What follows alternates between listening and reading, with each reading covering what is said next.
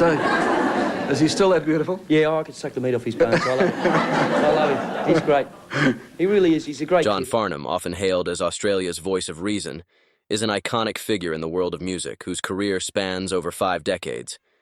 John has captivated audiences worldwide with his emotive performances and distinctive sound.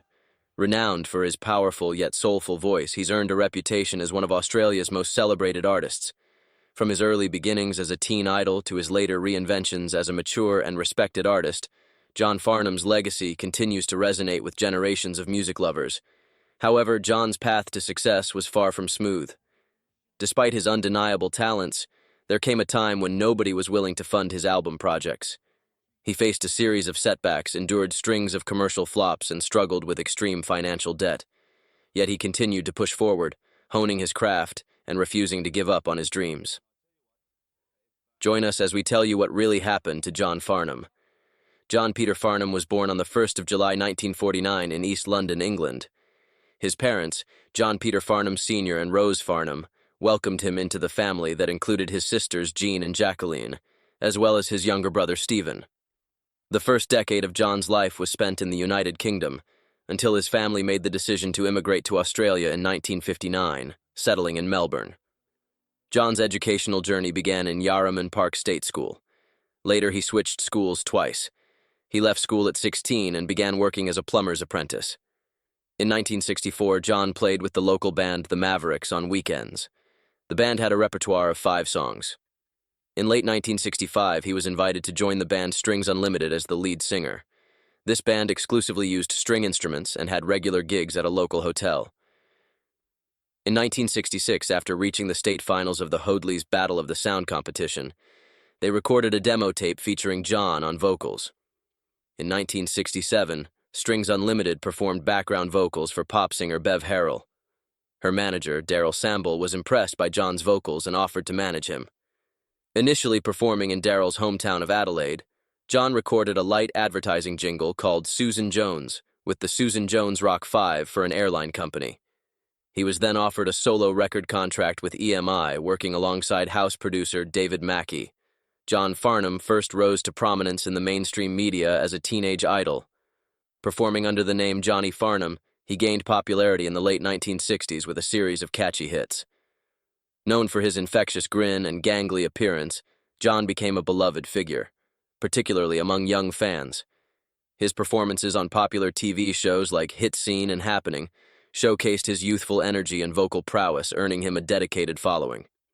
Songs like Raindrops Keep Falling on My Head and Acapulco Sun became staples of his repertoire, further solidifying his status as a teen sensation. Throughout the 1970s, John transitioned into other forms of entertainment, including musical theater and television hosting roles. At the age of 22, Johnny was honored as the King of Mumba. That same year, Farnham achieved national success with a top 5 hit cover of the title track from David Cassidy's internationally acclaimed album, Rock Me Baby. John's career, though marked by tremendous success in the music industry, was not devoid of financial struggles and business missteps. Among these challenges was his involvement in the ill-fated Melbourne restaurant venture known as Backstage, located on Spring Street.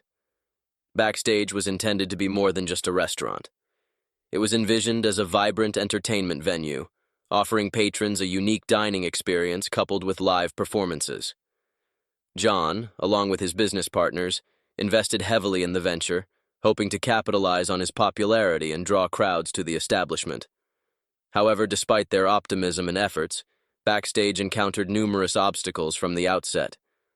The restaurant faced fierce competition in Melbourne's bustling culinary scene, struggling to distinguish itself and attract a consistent clientele. Additionally, operational issues and financial mismanagement plagued the business, exacerbating its woes. As the challenges mounted and losses accrued, Farnham found himself in dire financial straits. The burden of the restaurant's debts, combined with other financial obligations and tax liabilities, made a dent in his finances. In a desperate attempt to mitigate the situation and settle his debts, John resorted to selling off assets and liquidating investments. The overwhelming financial burden stemming from the failed restaurant venture and outstanding tax obligations plunged John into a deep depression. Struggling to cope with the weight of mounting debts and the uncertainty of his future, he found himself in a dark and despondent state. During this challenging period, John's wife, Gillian Billman, emerged as a beacon of light and support. Their bond proved to be a source of strength and solace for John. In February 1982, following the departure of Glenn Shorrock from Little River Band, John was appointed as their lead vocalist, based on recommendations from band members Gobble and Wheatley. Initially hesitant about joining the band, John was persuaded by Wheatley, who assured him that Glenn supported the decision. This marked a significant shift for Farnham from cabaret to rock music. During his tenure with Little River Band, they recorded 3 studio albums, which achieved moderate success, but failed to recoup the record company's advances. John's vocals featured on charting albums in the U.S., including Greatest Hits, The Net, and Playing to Win on the Billboard Pop Albums chart. In Australia, their biggest hits with John were Down on the Border and The Net. Meanwhile, John also provided vocal tracks for several films, such as Savage Street, The Slugger's Wife, and Fletch. Despite positive reviews, tensions arose within Little River Band, leading to John's decision to leave. The lead single, Playing to Win, sparked disputes over authorship, with John expressing frustration and a desire to exit the band. By late 1985, conflicts escalated, prompting John's departure. In 1986, John Farnham found himself at a crossroads in his career, with many in the Australian music industry counting him out. Having been in the spotlight for nearly 2 decades, first as Johnny Farnham, the grinning teen idol, and later as John Farnham, attempting a shift to more serious music, he struggled to find his footing. Despite initial attempts to break away from his earlier image with albums like 1980's Uncovered, success seemed elusive.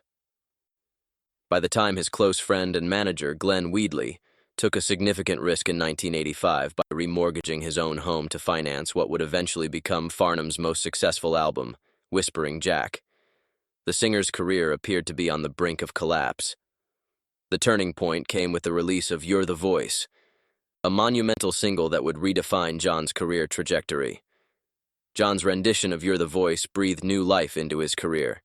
Its unconventional elements, such as a car door slamming sample and a bagpipe solo, added to its uniqueness. Despite doubts stemming from John's past image, the song surpassed expectations, becoming a huge success and thrusting Farnham back into the spotlight. You're the Voice became the centerpiece of John's album, Whispering Jack, which went on to become the highest-selling album by an Australian artist of all time.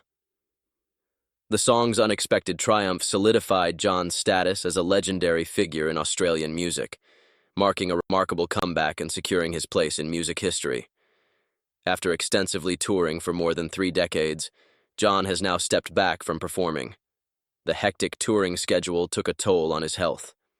By 2011, the rigors of touring had led to hearing loss, necessitating the use of hearing aids. Despite this, John continued to push himself, driven by his sense of duty and determination. In 2019, concerns arose among fans when John was forced to cancel a tour due to a severe kidney infection and dehydration. Despite the setback, he returned to the stage, playing numerous shows throughout the year. However, his health challenges persisted, leading to moments of uncertainty and apprehension. John's career has spanned over 50 years, marked by numerous highs and lows.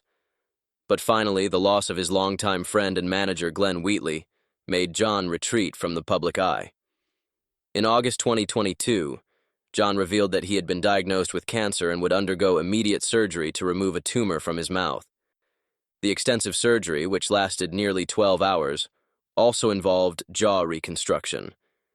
Following the procedure, John was transferred to an intensive care unit but remained in stable condition.